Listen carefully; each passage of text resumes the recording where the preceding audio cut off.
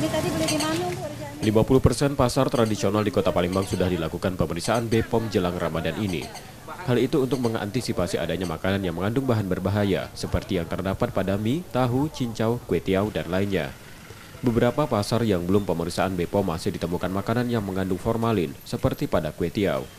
Di Pasar Sekip Ujung Palembang, sebanyak 20 sampel makanan diperiksa di pasar ini, yang hasilnya tak ditemukan bahan berbahaya. Saat ini baru 5 pasar tradisional yang menyediakan pemeriksaan makanan.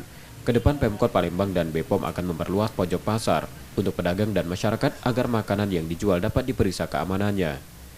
Biasanya bahan berbahaya yang suka ada dalam pangan yang suka disalahgunakan yaitu formalin pada mie dan tahu, pada ikan asin, pada ikan giling, borak pada kerupuk, pada bakso dan pada kemplang, pewarna makanan rodamin B pada biasanya kalau bulan Ramadan ini suka pada cendol atau mutiara mutiara yang warnanya pink-pink itu, dan ada juga yang metanyl yellow itu mie yang warna kuning itu akan diduga mengandung pewarna tekstil yang namanya metanyl yellow.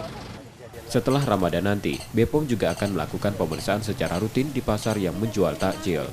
Rizky Oktora, Rizky Nurmizan, Kompas TV, Palembang, Sumatera Selatan.